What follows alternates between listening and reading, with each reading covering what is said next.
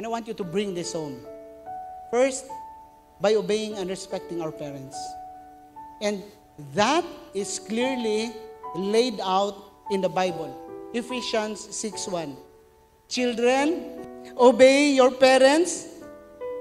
This is the right thing to do because God has placed them in authority over you.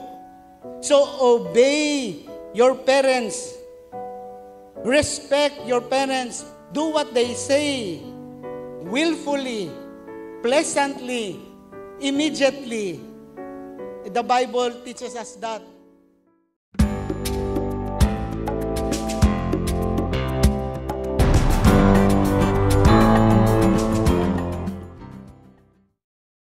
Now, when I learned that I was coming home to Davao City to join the Leadership Matters course, I asked si Pastor Arthur, can I promote in your church? No? Because there are a lot of exciting things going on in our ministry in Japan, and there are also alarming things.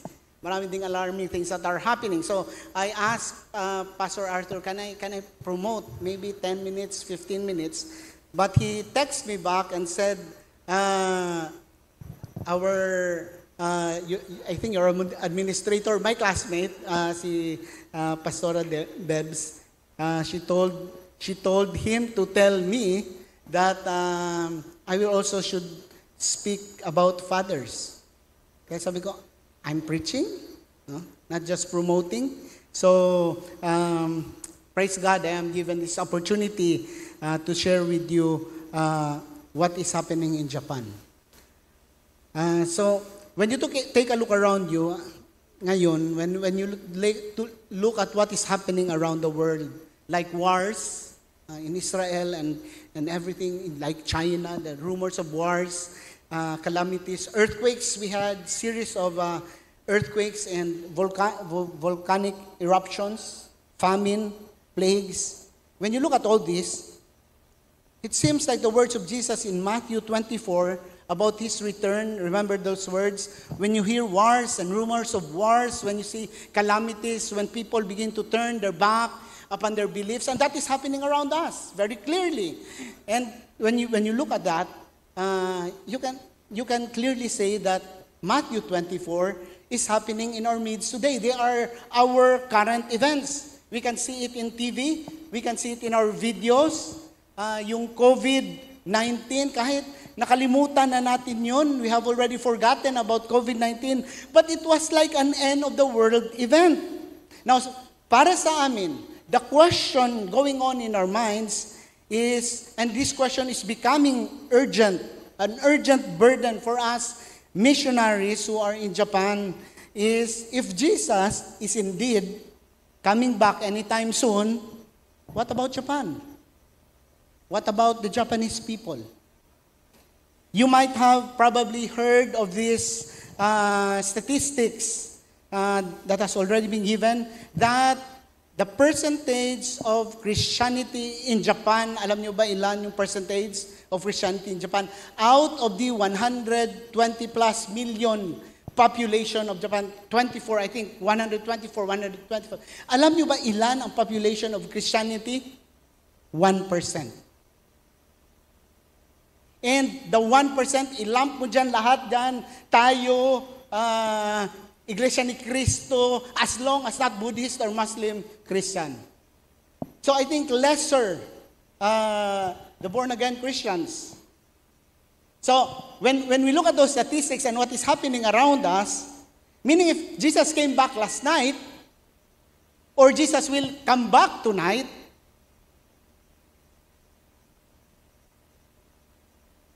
$120 million plus Japanese are going to hell. They are going to be judged by God.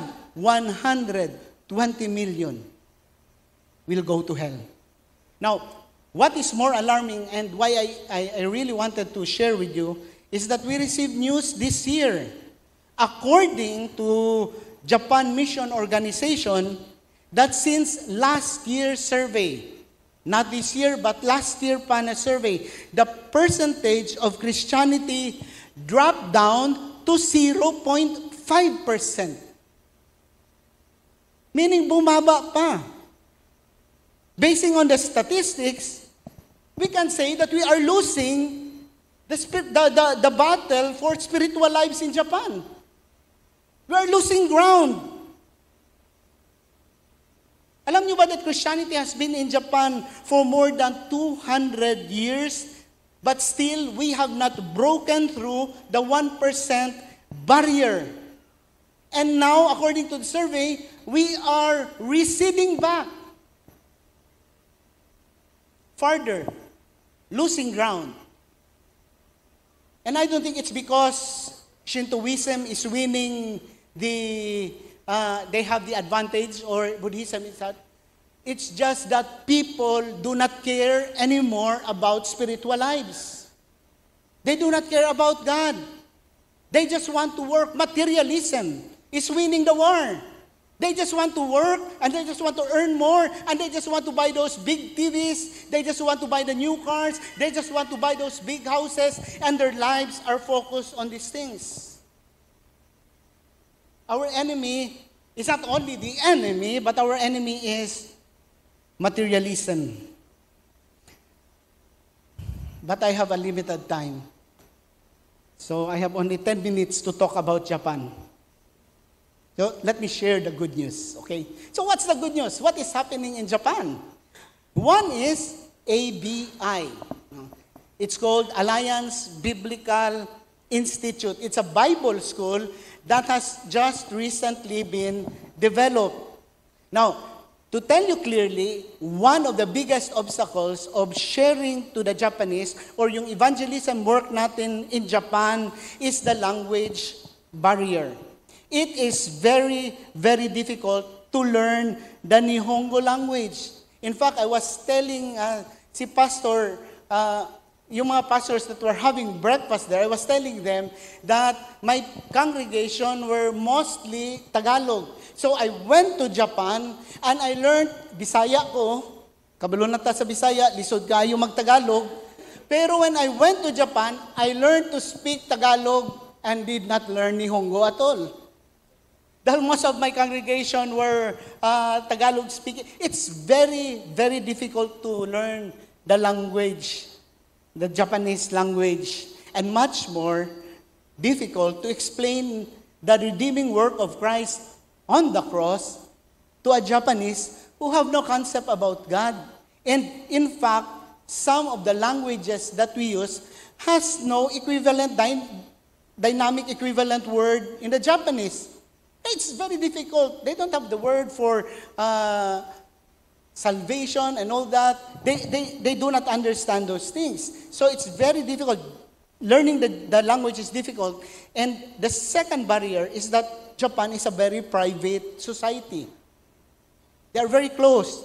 They are close to foreigners. They are close to new religion. They are even close among themselves. If you live in a Japanese community, the people do not have these gatherings there. They live separate lives. You cannot just walk up to anybody and share, not like here in the Philippines, or you can, hey Brad, have you heard of the good news that God loves you? It's very easy to do that here. Pero doon, if you do that in Japan, they will call the police on you. And so you cannot just go up and strike up conversations, especially with a woman, a man to a woman. You cannot do that. You cannot just also go to houses and knock on their doors, because if they see someone knocking on their door and they do not know it, no previous appointments, they're also going to call the police. Kaya doing mission work and advancing the work of Christ, grabe, ang hirap, it's so difficult.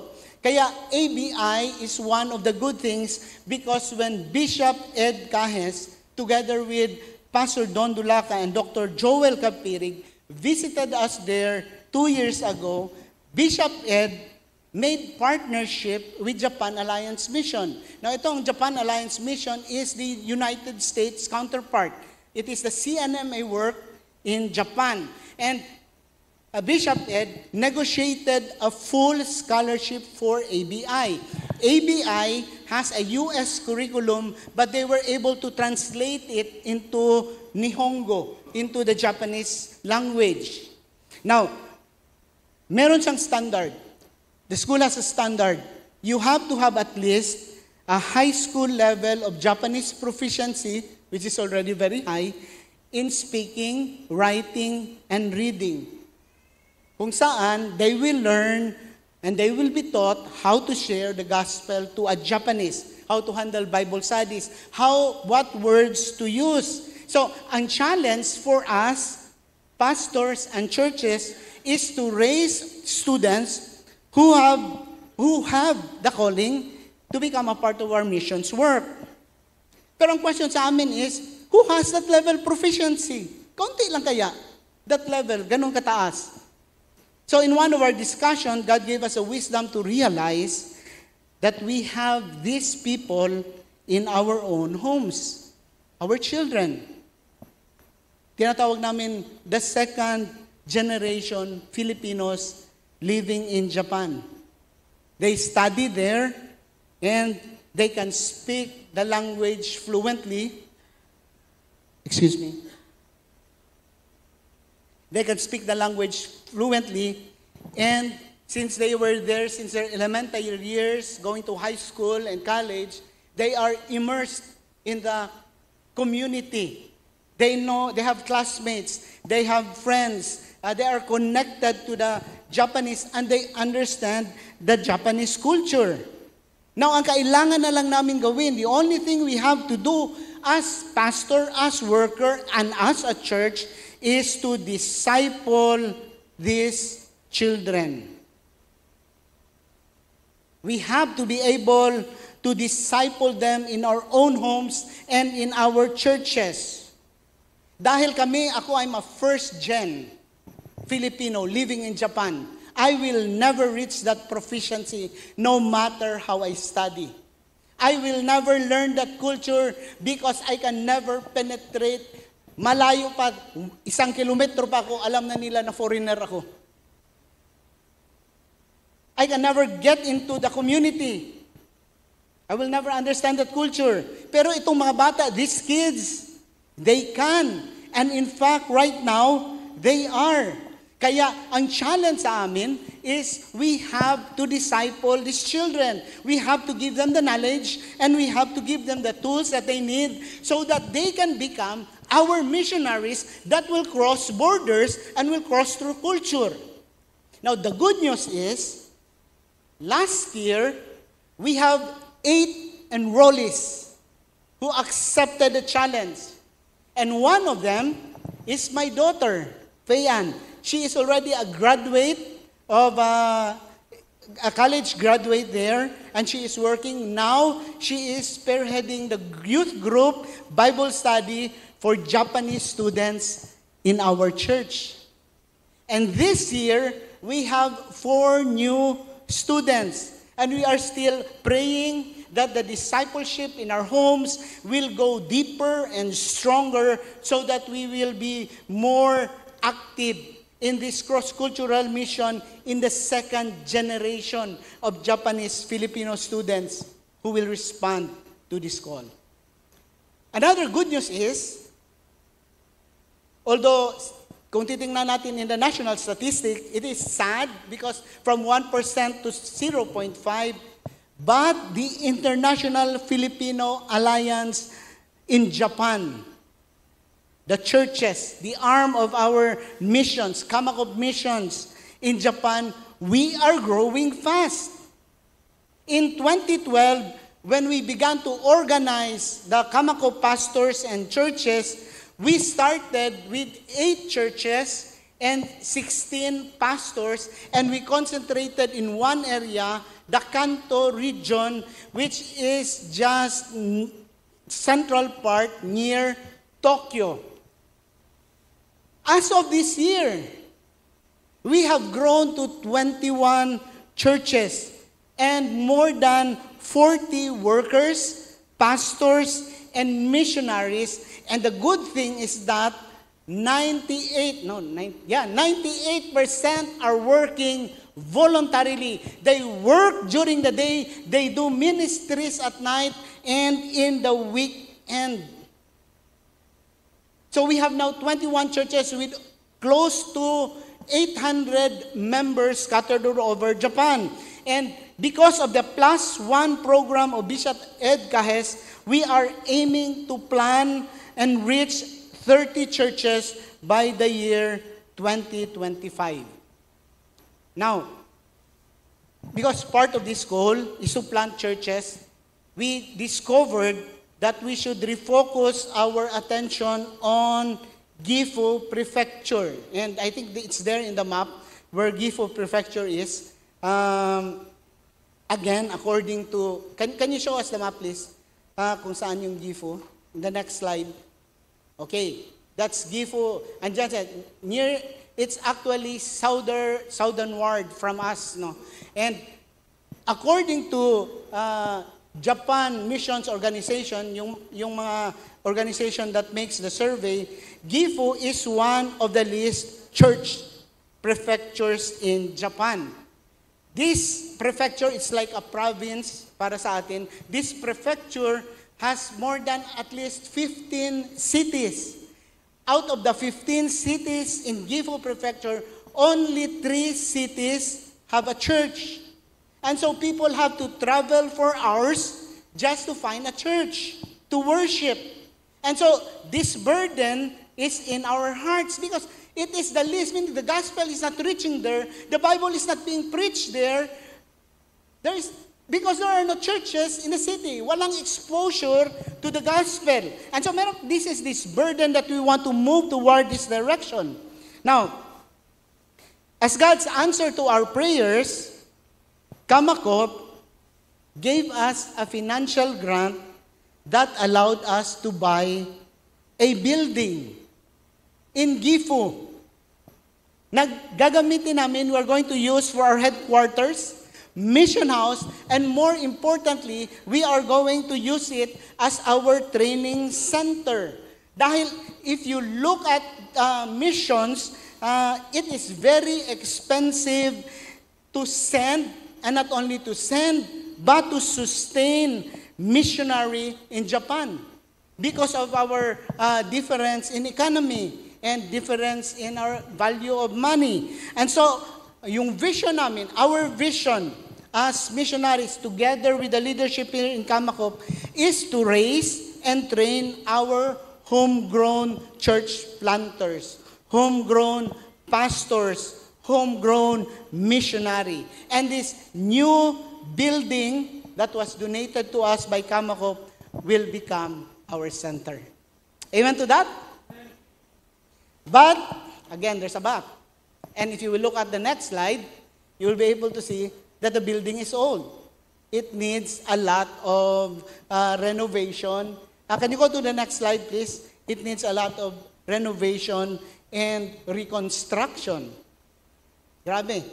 When we approached a contractor, he gave us the quotation of 20 million yen.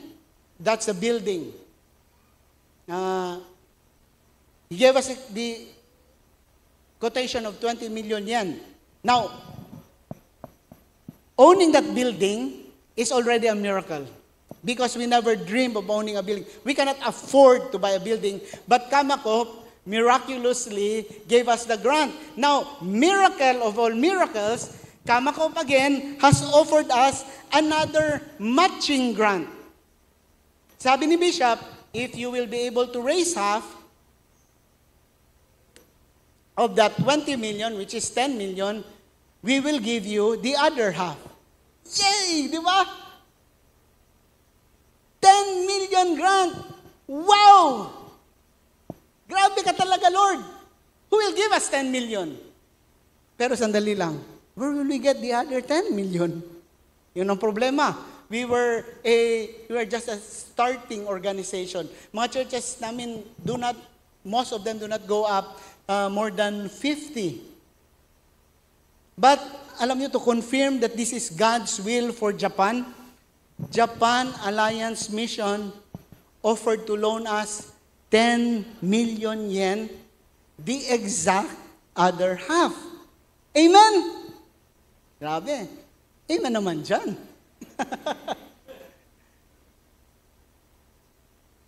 And so kami, we were, yes, Lord, grabe ka talaga, Lord. God is indeed great, and God is indeed a miracle-working God. And ito talaga a lesson, siguro pag-usapan natin if I'm ever given the chance to really preach about mission, that you can never really outgive God. We can never really outgive God. So, the 10 million yen is a loan, and we have to pay it for the next 10 to 15 years.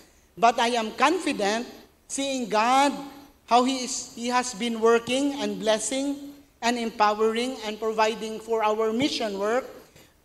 I believe, and I can see, that Philippians 4:19 will become our experience. In the next few years, it will become our testimony that my God, who will meet all your needs according to the riches of His glory in Christ Jesus. Our God will meet all our needs. We believe that, we claim that, that will be our testimony, that will be our experience. So I'm here, I'm promoting. Because one, we need more help.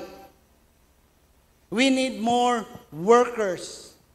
We need more church planters. We need more missionary. And so maybe you're sitting here and I'm declaring that God is here and I'm declaring that the Holy Spirit is working. Maybe as you sit here and you're listening to the challenge of Japan, that God is speaking to you right now and giving you the burden. Come, join us. Become a part of our mission work because the harvest is truly plenteous. Second, pray for us. We need more prayer warriors. The enemy has a stronghold, and he will not give up Japan easily. But we know through scriptures that it is not about our abilities or funding or intelligence or our strong willpower. The battle will only be won through the Spirit, not by might, not by power, but by God's Spirit. And so kami mga missionaries, we are all going through difficulty of bridging this gap to the Japanese. But what keeps us going on, the encouragement to go on, is knowing that there are 3,000 churches here in the Philippines who are praying for us. And I hope that you are one of them. Remembering us, the work that we are doing in Japan. And lastly, you can help us by giving. Maybe you can find it there in your heart. And say, I want to become a part of what God is doing there. Maybe I cannot go, and maybe I'm not really prayerful. We all struggle with prayer. But maybe you can help financially. Help us advance the work there. So I think my 10 minutes is over. So I'll have to turn to the fathers. Happy Father's Day. But whenever I think of parents, fathers, mothers, I think I will focus more on the children. Because, as you know, lahat ng mga fathers knows this. And lahat ng mga mothers knows this. Fathers will always be fathers. And you may turn your back on us, and you may try to forget us, and you may not appreciate what we are doing. But you cannot take that away from us, parents. We will always love you. We will always prioritize you. Ever since dumating kayo sa buhay namin, the focus of our lives have shifted. The reason why we work so hard, kayo yun, children. The reason why we look into the future and plan. So whenever it's Father's Day or Mother's Day, or I don't know if they're gonna make the Parents' Day, the verse in Exodus chapter 20, verse 12, always comes into my mind. Honor your father. That's a 50% of that law. And honor your mother, so that you may live long in the land. It always comes to my mind, the fifth commandment. Honor your father and mother. And so for today's emphasis, father. So whenever I talk about parent, I'm talking about the father. Now, I've always been thinking about this law. It makes me wonder, why would God make this a part of the law? Why would God make it a point na kailangan natin igalang ang ating mga tatay at mga nanay? Now, if you will observe this verse in Exodus, this verse has no time limit or age limit. It doesn't say, honor only your 40-year-old father and mother. It doesn't say that. Wala siyang limit on age. As long as we have parents, we must honor them. We may be 80 years old, and our father and mother may be 100 years old. We are still to honor them. And kung titingnan din natin ulit yung verse, there are no categories set here. It does not say, and I want you to listen to this, it does not say, honor your loving and good parents. It does not say that. It does not even say, honor your God-loving parents or your Christian parents. It does not say that. It's just honor your parents, period. It means no matter who they were or who they are, we are to honor our parents. So, we ask the question, why did God give this specific commandment? Bakit ito binigay ng Panginoon? And I think this is my own take. I think because God knows that there are different family dynamics. God knows na tayo lahat, like in this congregation, as many as this congregation, we have different experiences in the family. We have different memories. Iba-iba yung memories natin of what happened in our homes. Iba't iba yung memories natin of our relationship with our fathers and our mothers.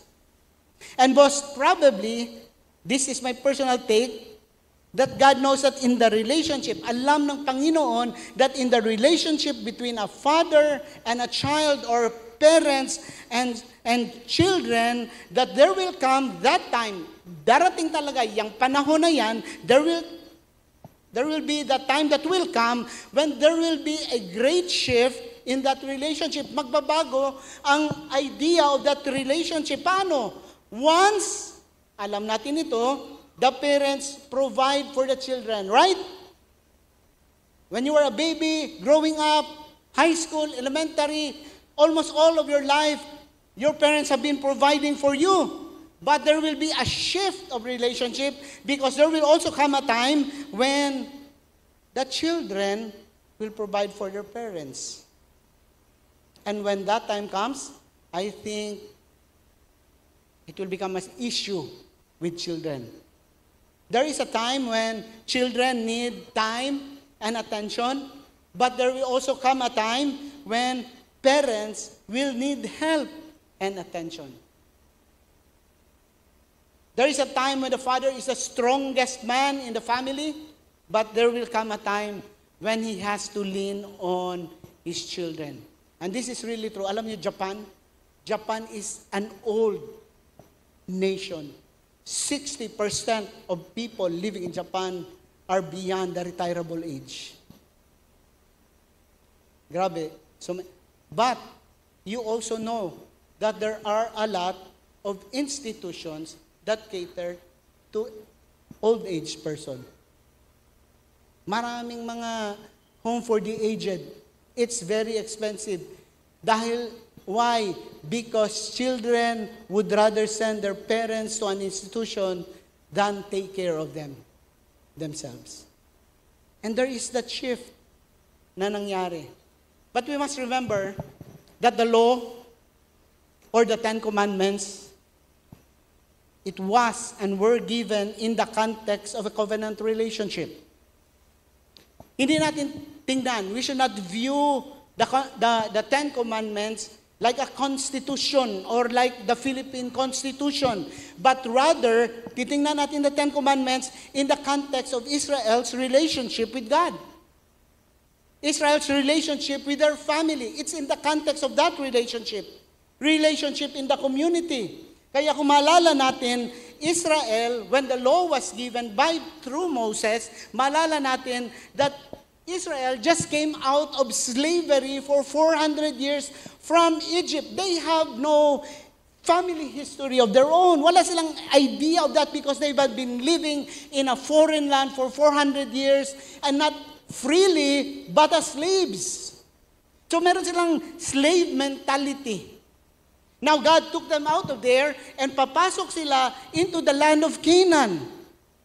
And the law was given there at Mount Sinai. The law was given there because God knows that when they enter into the land of Canaan, it has a different family culture. If you will read the Bible, in Canaan, they offer their children as sacrifices to their gods. Child sacrifice is common. Kahit lang it will take maybe a few months of no rain, they will sacrifice their children. Not only that, in Canaan, you can also read the people there pay their debts with their children as collateral. You remember that story where a prophet had so much debt that the collector came to get his children because he made them a collateral to his debt. Imagine that. And not only that, they also sold their children to slavery. And God was setting this lifestyle sa mga Israelites. God was saying to them, kayo, when you enter into the land, you will see the children hating their parents. You will see children not respecting their parents, abusing their old parents.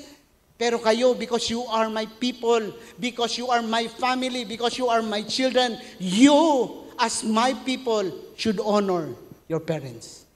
That is the law of God.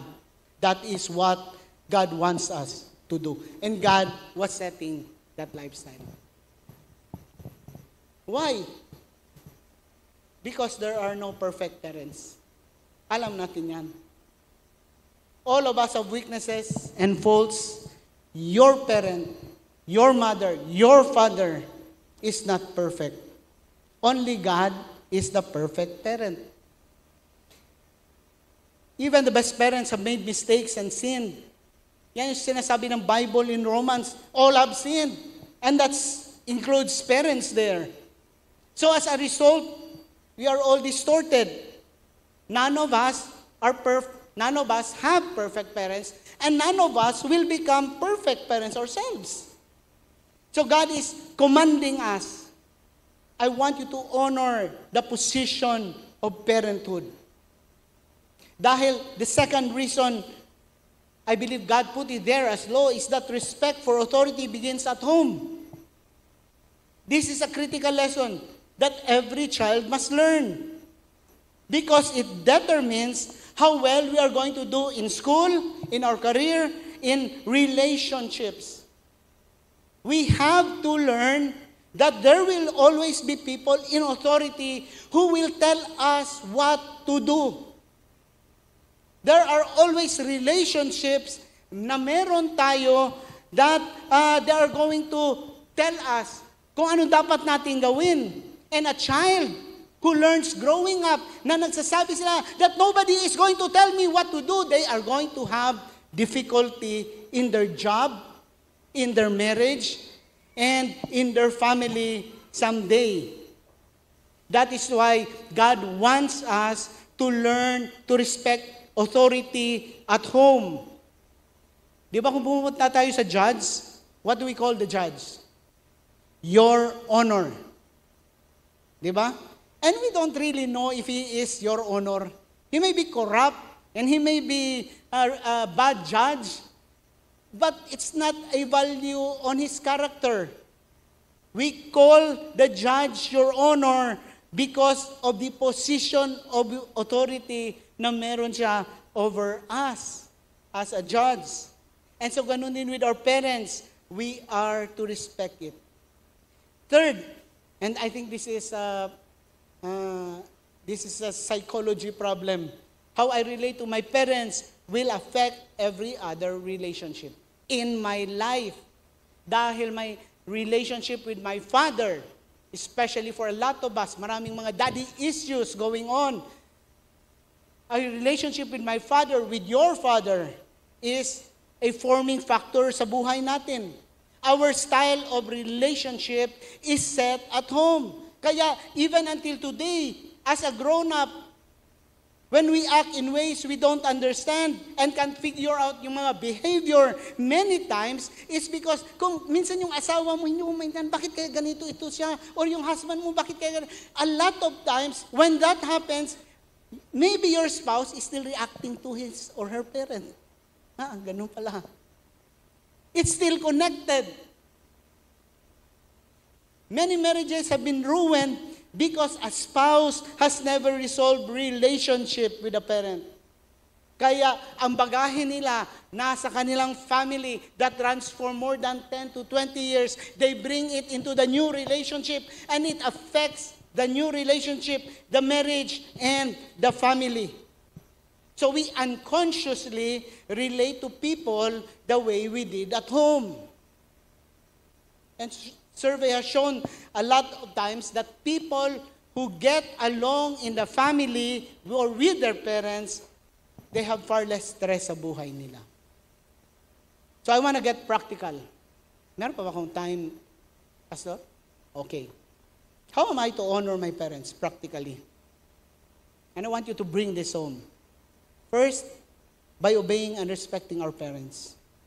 And that is clearly laid out in the Bible. Ephesians 6:1. Children, if you remember this in Sunday school, children, what? Obey your parents. This is the right thing to do because God has placed them in authority over you. So obey your parents. Respect your parents. Do what they say. Willfully, pleasantly, immediately. The Bible teaches us that. Number 2, by accepting and appreciating our parents. Alam nyo ba that when we were children, we look at our parents, I look at my father, I saw my father as the strongest man I ever knew. And I look at my mother, she's the most beautiful woman in the world.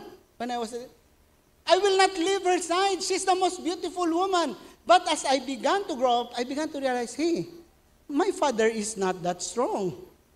Minsan kailangan niya ng tulong. Or when I began to have crushes on other girls, hey, my mother actually wasn't that pretty after all. You begin to realize. And now I can't even say that with my wife listening here. We begin to realize and begin to see that our parents are not that strong, are not that, they have a lot of weaknesses. One of the hardest thing for me during Father's Day, actually, Father's Day is not a happy day for me. Yeah, I'm happy because my children give me these tiny gifts. But Father's Day is difficult for me because my father is not here anymore. And I cannot anymore. So, Father's Day is quite a difficult day para sa akin. Because he's not here, I do not have anymore the luxury of honoring him. And ganun din yan sa atin. Our parents are not forever. We have to accept and appreciate them now. Now, accepting does not mean pretending that they were perfect. It doesn't mean ignoring their mistakes. It doesn't mean even agreeing with all that they did or agreeing with what they asked you to do. Acceptance is just knowing, realizing, and looking at our parents that they are people with fault and that they are our parents anyway, and that we should love them anyway. Number 3, by affirming and not abandoning our old parents. Alam niyo, when you get old, I think people can know this. Growing old, we get less respect as you grow old. Do you know that? That as you grow old, the government gives you less respect and people give you less respect. Paano? They take away your drive. You're too old. You cannot see. We'll take your driver's license. You cannot drive anymore. I have my PhD in education. No, you're too old. You cannot teach anymore. Lahat ng mga accomplishments that you have done and everything that you have accomplished will slowly be taken away from you. You cannot work. Yung skill mo in the marketplace, yung wisdom mo. Our children will become very busy with their own families. So a lot of old people, old parents, live lonely lives. And I want to tell you this, our parents have a great need. Merong desperate need deep inside to know that they have made a positive contribution in your life. That you are what you are now, and it's part because they have taught you and they have led you to Christ. They need this affirmation now. Not beautiful flowers on funeral. They cannot see that. They need that affirmation now. And siguro some of you, maybe, you have not been talking to your parents for a long time. Wala kayong communication with them. You are still carrying some hurts with you. And maybe Father's Day is not a good day for you. Mother's Day may not be a good day for you because of memories. But let me tell you, you do not have the luxury of time. And our parents have less time here on earth. And the only way na we can go through the process of transformation and reformation and healing is when we begin to reach back and give them time and forgive them.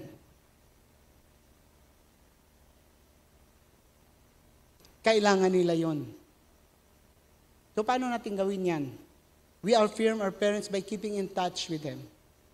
Siguro after this, maybe make a call or visit your aging father. Every time you write, text na lang, no? Do not write a letter. Visit, make a call. Ask them how they are. Ask for guidance and wisdom. Dahil whenever we do that, we obey the scriptures. We honor our father and our mother. And to honor means it's just very simple, to understand their significance in our lives.